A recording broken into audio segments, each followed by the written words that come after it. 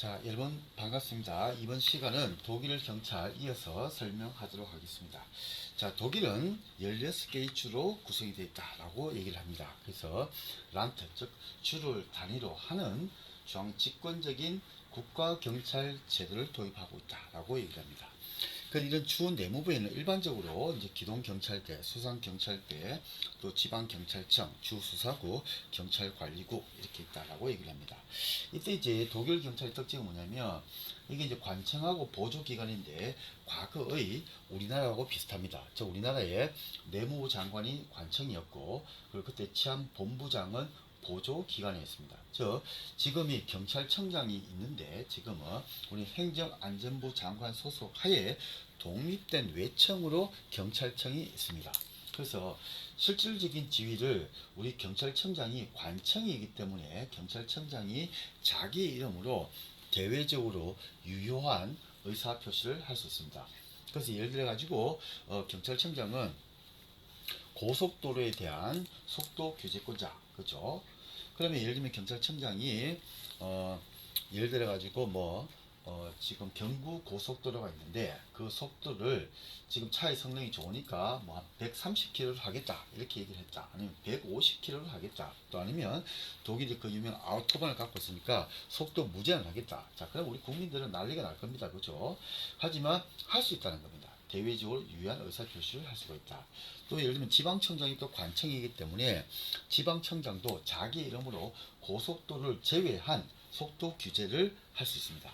그 예를 들면 경남 지방경찰청장이 있다. 그러면 경남도 전역에 대한 고속도로를 제외한 일반 국도에 대한 속도를 자기가 예를 들면 100km, 120km 이렇게 만들 수가 있습니다. 또 경찰서장도 관청이기 때문에 자기 이름으로 범칙금 통보를 할 수가 있습니다. 또 과태료 부과도 할 수가 있습니다. 자, 그래서 이게 이제 관청이기 때문인 거죠. 근데 예를 들면 지금 독일의 주 경찰, 즉 지방 경찰청장은 주 내무부 장관이 관청이기 때문에 지방 경찰청장이 우리나라의 지방청장처럼 독자적으로 자기가 할 수는 없다. 그래서 우리는 연방 내무부 장관이 있고 연방경찰 이렇게 있다. 그렇게 했을 때도 역시 연방경찰도 보조기관이고 또 주 내무부 장관이 있고 주 지방경찰청장이 있다라고 했을 때도 지방경찰청장은 보조기관이다. 즉 자기 이름으로 대외적으로 유효한 의사표시를 할 수가 없다라고 얘기를 합니다. 자, 그리고 이제 지방경찰청 소속하에 이제 도하고 시 같은 게 우리나라로 비교를 하자면 거기는 경찰본부가 있고 그리고 이제 그 밑에 경찰서입니다. 그죠? 그리고 이제 수사검사도 경찰서에서 소속이 돼가지고 경찰과 같이 협력도 한다. 이렇게 볼 수도 있습니다. 또 지역사회 같은 경우는 지구대가 있고 이제 우리나라 말하면 파출소 이렇게 하고 관련을 맺고 있다라고 얘기를 합니다. 자, 이제 독일의 연방경찰입니다. 독일의 연방은 보면 연방수상실, 연방내무부, 연방국방부 이렇게 있다라고 얘기를 합니다. 근데 이제 연방정보부는 연방수상실 소속이 되어 있고 연방경찰국은 또 연방내무부 장관 소속, 그죠? 연방범죄수사국, 그리고 연방헌법보호국 등이 연방내무부 장관 소속으로 되어 있다라고 얘기를 합니다. 그리고 연방국방부 그죠? 소속의 군보호국이 있다라고 얘기를 합니다. 그래서 일단 제일 먼저 연방헌법보호청 우리 책엔 청인데 이제 보니까 국입니다. 그죠? 국. 그래서 연방헌법의 기본 질서를 파괴한 행위에 대한 정보 수집 업무를 담당하는 기관입니다. 그래서 한국의 우리나라로 말하면 국정원과 같은 역할을 합니다. 그래서 이 연방헌법보호국의 가장 큰 특징은 수사권이 없다. 이게 좀 독일의 특징입니다. 우리나라는 국정원이 수사권을 가지고 있습니다. 그죠? 국가보안법 위반 사건에 대해 가지고 수사할 수 있습니다. 그런데 독일은 순수한 정보기관이다. 그래서 굳이 비교를 하자면 미국의 CIA하고 똑같다. 그죠? 정보국인데 수사국이 없다. 순수하게 정보국이다. 그래서 사실은 세계 어느 날 가든지 간에 이제 견제와 균형이기 때문에 정보기관에게 수사권까지 줘버리면 엄청난 문제가 발생합니다. 왜냐하면 제가 정보도 독점하고 있고 그게 정보에 따라 가지고 제가 직접 수사도 할 수 있다. 그러면 여러 가지 권한의 남용을 인한 문제가 많이 발생합니다. 그게 이제 우리나라 국정원의 잘못된 역사였죠. 그래서 뭐 개인 사찰도 하고 이런 문제가 발생합니다.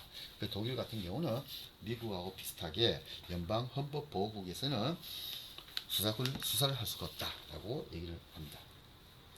자, 그다음에 연방범죄수사국이다라고 얘기를 했을 때는 연방내무산하의 외청으로 국제범죄, 조직범죄, 마약, 폭발물 관련 위조화폐, 무기밀매, 요인 암살 사건 등에 관한 범죄 유형의 수사에 관할권을 가지고 있습니다. 그래서 이제 주 경찰의 수사 활동에 대한 장비, 인력 지원 등 임무를 수행하고 있습니다. 그래서 연방범죄수사국 같은 경우는 직접 수사를 할 수가 없다. 그죠? 이게 이제 미국 FBI가 달라. 그래서 미국 FBI 같은 경우는 예를 들면 제가 FBI다. 그러면은 이제 주 경찰 아니면 도시 경찰, 그죠? 거기서 뭐 살인 사건을 막 수사하고 있다. 근데 제가 바로 가가지고 현 시간부로 이 사건은 연방 경찰이 관할하겠습니다. 연방 경찰이 관할입니다.라고 선언을 하는 순간에 그 연쇄 살인 사건에 대한 수사권이 전부 다 연방범죄수사국인 FBI로 다 넘어갑니다. 그러니까 이제 그 미국의 이제 뭐 도시 경찰, 특히 뭐 LA 경찰, 뭐 시카고, 뉴욕 거기도 아주 자질이 뛰어나기 때문에 FBI 돼 가지고 좀 불신하고 서로 마찰과 충돌이 일어납니다. 그런데 지금 독일 같은 경우는 그런 문제가 없다. 왜냐? 실질적인 수사는 주범죄수사국이 담당을 하고 있기 때문에 라고 얘기를 합니다. 자, 그리고 이제 우리 연방경찰국 이렇게 했을 때 이 연방경찰국 옛날에 연방국경 경비대, 그죠? 여기였고, 거기에 이제 그 유명한 GS9 하는 대테러 부대가 있다라고 얘기를 합니다. 우리나라 이제 경찰특공대 같은 경우다라고 여러분들이 보시면 됩니다. 자, 이제 마지막 독일 경찰의 특징이다라고 얘기를 합니다. 그래서 우리는 일반적으로 전 세계의 경찰을 분류를 할 때 관청형이냐, 아니면 보조기관형이냐, 아니면 위원회형이냐 이렇게 해가지고 크게 세 가지로 대별을 합니다. 그래서 관청형은 우리나라하고 일본이 대표적이다. 그래서 우리는 흔히 관청주의다라고 얘기를 합니다. 그래서 대외적으로 유효한 의사표시를 할 수 있는 게 뭐냐 했을 때는 관청형이다. 그런데 그런 거 없이 그냥 쉽게 내려왔다. 그러면은 보조기관형이다 라고 얘기를 합니다.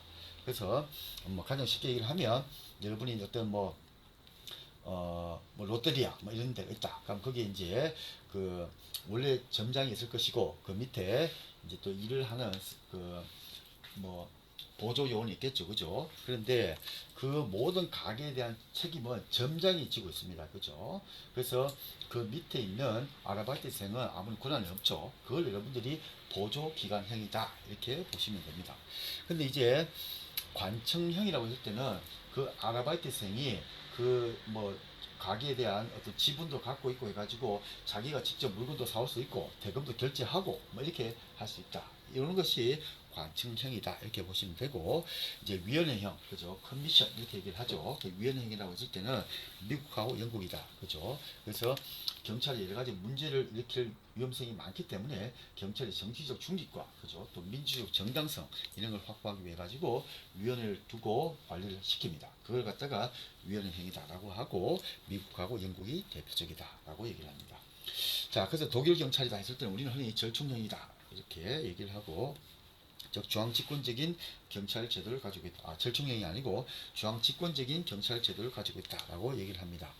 그래서 연방 내무장관은 연방 경찰을 관할하고 주 내무장관은 주 경찰을 관할한다. 그래서 연방 경찰 그리고 주 경찰은 연방 내무장관 그리고 주 내무장관의 보조 기관이다라는 것이 좀 특징이다라고 얘기를 합니다.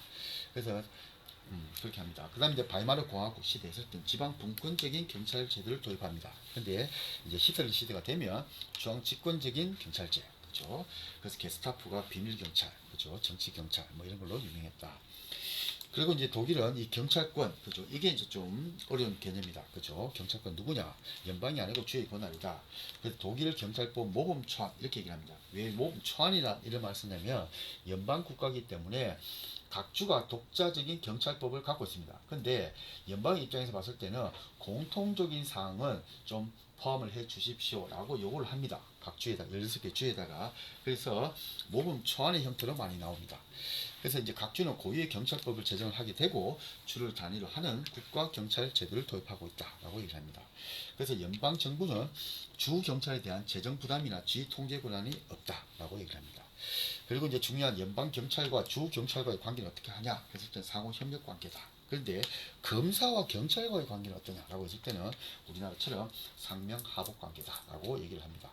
그래서 검사가 경찰을 장악하고 있는 그런 형태다 이렇게 보시면 됩니다. 근데 이제 독일 검사의 가장 큰 특징은 팔 다리가 없는 머리다. 즉 집행 기관이 없다. 이것이 독일 검사의 가장 큰 특징이다. 그래서 독일 검사는 기다립니다. 경찰이 수사한 결과를 우리에게 가져올 때까지 기다립니다. 이게 직접 수사할 수는 없습니다. 경찰이 수사한 내용만 가지고 기소를 할 것이냐, 아니면 불기소를 할 것이냐, 또 아니면 지휘를 합니다. 수정 수사를 해라, 보안 수사를 해라, 이렇게 지시를 합니다. 그래서 독일 검사의 가장 큰 특징은 팔 다리가 없는 머리다. 그런데 그 말은 무슨 뜻이냐? 가장 어렵게 얘기를 하면 집행기관이 없다라고 얘기를 합니다. 자, 고생하셨습니다.